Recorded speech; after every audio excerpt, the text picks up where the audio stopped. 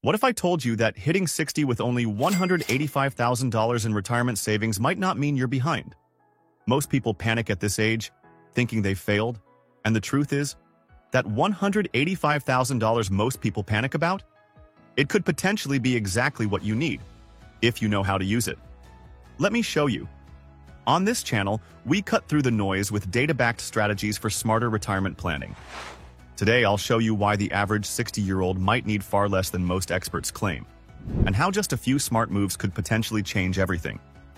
We'll look at the actual numbers, break down the real cost of retirement, and map out exactly how to potentially close your savings gap. Even if you're starting late, this content is for educational purposes only. All investments carry risk of loss. Past performance doesn't guarantee future results. Consult a financial advisor before investing. Here's the disconnect nobody talks about. Financial advisors say you need 8 to 10 times your annual income saved by age 60. For someone making $70,000, that's $560,000 to $700,000. But the actual median savings is $185,000. Are financial advisors living in fantasy land? Or have millions of Americans been misled for decades? This is where most retirement plans break. They're built on outdated rules, and they ignore the biggest financial shifts happening today. The answer is neither. The problem is that traditional retirement planning advice makes assumptions that don't match real life. It assumes you'll spend exactly the same amount in retirement as you do while working. It ignores Social Security benefits. It uses withdrawal rates from the 1990s when interest rates were different. Most importantly, it treats all income levels the same. Someone making $50,000 can potentially replace their lifestyle much easier than someone making $200,000. Social Security replaces a higher percentage of income for lower earners. Housing costs often drop significantly after 60 when mortgages are paid off. The Bureau of Labor Statistics data shows that households aged 65 plus spend an average of $60,087 annually, while those aged 55 to 64 spend $78,079. That's a 23% reduction in spending. Not because retirees are suffering, but because their needs change. However, individual spending patterns may vary significantly. You've seen the disconnect. Now let's flip the script. Here's what retirement could potentially look like for someone with average savings, and how close they really are. Because once we do the math, you'll see just how deceptive those old benchmarks really are. Let's work with actual numbers instead of generic rules. Take Harry, age 60, earning $68,000 annually, close to the median income for his age group of $67,704. He has $185,000 saved, exactly the median amount. Traditional advice says Harry needs $544,000, 8 times income. He's supposedly $359,000 behind. But let's calculate what Harry might actually need. First, his expenses could potentially drop. No more 401k contributions, 15% of income, sucks $10,200. His mortgage payment could disappear at 65, $1,200 monthly, in $14,400 annually. Work-related costs vanish. Commuting, lunches, clothes are $2,400. Harry's $68,000 lifestyle might now cost $41,000. Individual expenses vary, and some costs may increase in retirement. Social Security at full retirement age could potentially provide approximately $2,100 monthly based on his earnings history. That's $25,200 annually. Harry's gap? Potentially just $15,800 per year. Social Security benefits can change and are not guaranteed at current levels. Using a 5% withdrawal rate, historically justified by current money market and bond fund yields of 4.35% to 4.60%, Harry might need $16,000 to potentially generate $15,800 annually. He has $185,000 now and might need $316,000. The gap could be $131,000, not $359,000. Withdrawal rates and market yields can fluctuate significantly. Here's the crucial part. Harry has 5 years, until retirement. His current savings, potentially growing at 7% annually, conservative for a balanced portfolio, could become $259,000. He might need just $57,000 more over 5 years, about $11,400 annually or $950 monthly in additional savings. Investment returns are not guaranteed and may be lower than projected. Suddenly, Harry's situation could look manageable instead of hopeless. So what can someone like Harry actually do right now? Let me show you 3 specific moves that could potentially close the gap, even if you're just 5 years away from retirement. Move number 1. Maximize your final earning years. This isn't about working longer, it's about optimizing the years you're already planning to work. At 60, you have access to catch-up contributions that could potentially dramatically accelerate your savings. The numbers are powerful. Standard 401k contributions for 2025 are $23,500. But at 60, you can add another $11,250 through super catch-up provisions. That's $34,750 total, nearly 51% of the median income for this age group. Contribution limits can change, and eligibility varies by plan. Even partial catch-up makes a difference. An extra $5,000 annually for 5 years, potentially growing at 7%, could add $29,153 to your nest egg. But here's what most people miss. Your peak earning years are often between 55 and 65. Average salaries for the 55 to 64 age group are higher than any other age bracket. Individual career trajectories vary significantly. Consider Harry's situation. If he can increase his savings rate from his current level to include even half the available catch-up contributions, $5,625 annually, combined with his existing savings growth, he could potentially exceed his target by age 65. This assumes consistent contribution ability and market performance. The key insight: this decade isn't about dramatic lifestyle changes. It's about capturing the opportunities that are already available to you. Move number 2. Optimize for income, not just growth. Most 60-year-olds are invested like they're 40. They're focused on growth when they should be building an income-generating machine. This doesn't mean becoming ultra-conservative. It means being strategic. Current target date funds for 2025 retirement show exactly this balance. The Vanguard Target Retirement 2025 Fund historically returned 9.82% over the past year while maintaining a conservative allocation suitable for someone nearing retirement. Past performance doesn't guarantee future results. The magic happens when you combine moderate growth with income generation. Bond funds currently yield 3.65% to 4.60%. A conservative portfolio allocation like 60% stocks and 40% bonds has historically provided both growth and stability. Market conditions and yields can change rapidly. Here's what this means practically. Instead of chasing high-growth stocks, focus on dividend-paying investments and bond funds that could potentially generate current income. This approach might reduce the pressure on your portfolio to grow dramatically while potentially providing steady returns. Income generation is not guaranteed and can fluctuate. Move number 3. Create bridge income strategies. The period between 62 and 67 is critical because you can access some retirement funds but not full Social Security benefits. Creating bridge income during these years could potentially dramatically improve your overall retirement picture. Part-time work remains viable for many 60-year-olds.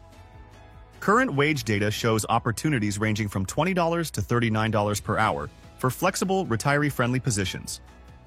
Working just 20 hours weekly at $25 per hour could potentially generate $26,000 annually. Employment opportunities and wages vary by location and skills. But here's the strategic element. This bridge income could allow your retirement savings to continue growing while you delay Social Security. Each year you delay Social Security past full retirement age increases your benefit by 8%.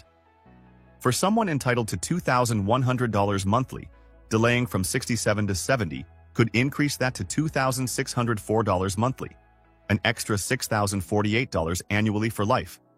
Social Security rules can change and benefits are subject to government policy.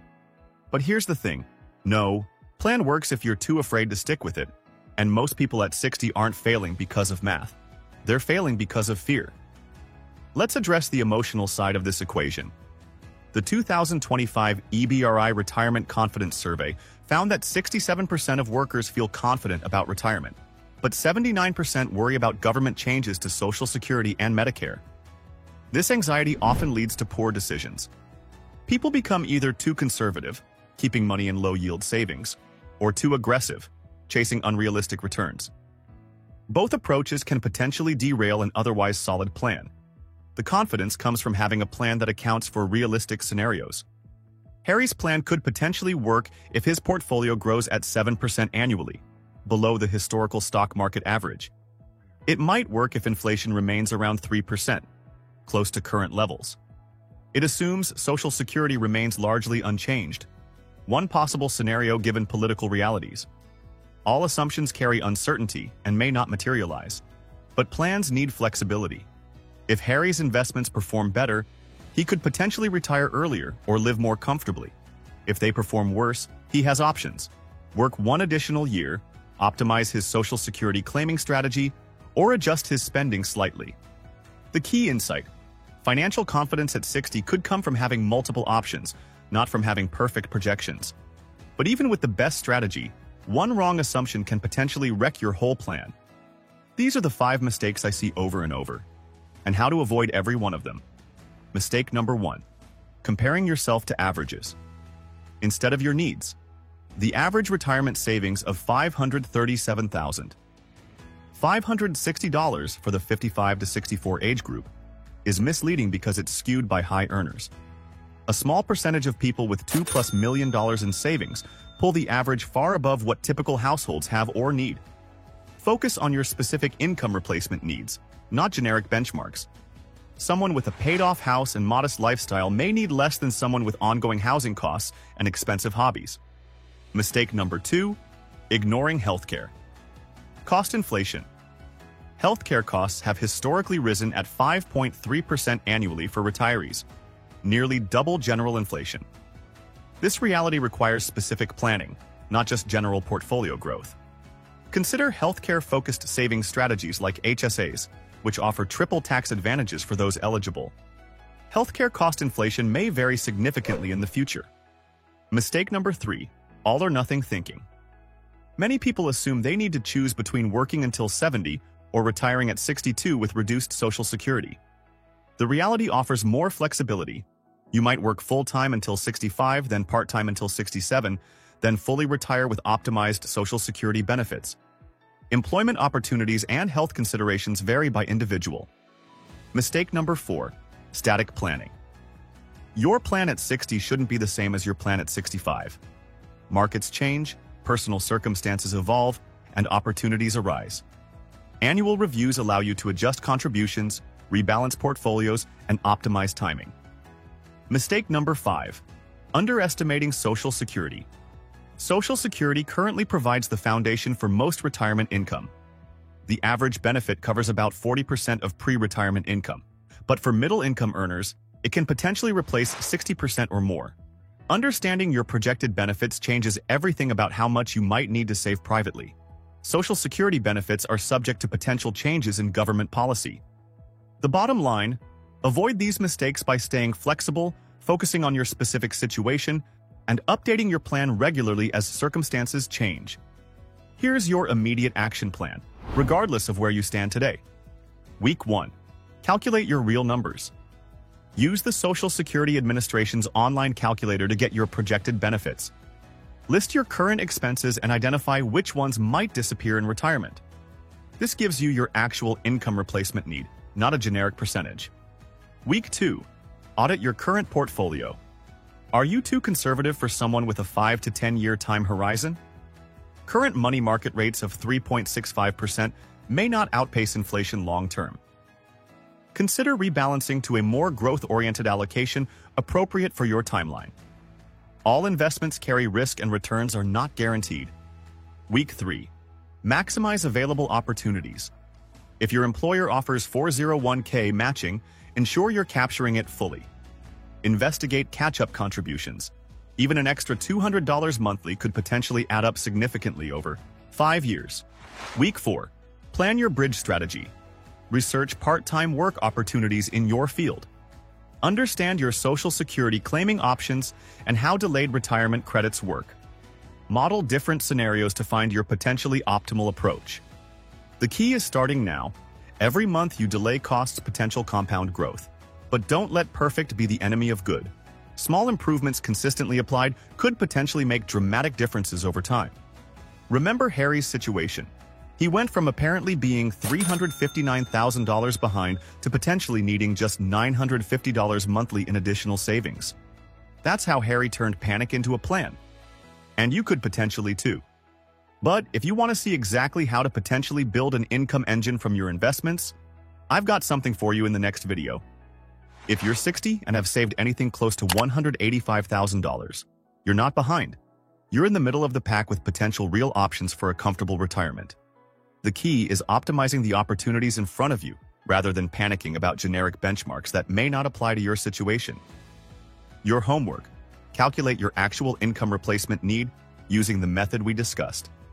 Factor in Social Security, eliminate retirement-specific expenses, and determine your real gap. You might be surprised by how manageable it becomes. Individual results will vary based on personal circumstances. Which aspect of this plan resonates most with your current situation? Are you someone who needs to focus on catch-up contributions, portfolio optimization, or bridge income strategies? Drop a comment below and let me know where you're starting from. I read every comment and often create follow-up content based on your questions. For a deeper dive into specific investment strategies for this age group, check out the video I'll link in the description. It covers exactly how to potentially build a portfolio that balances growth with stability for someone in their 60s. And don't forget, if this video helped you feel more in control, hit like so more people nearing retirement see the truth too.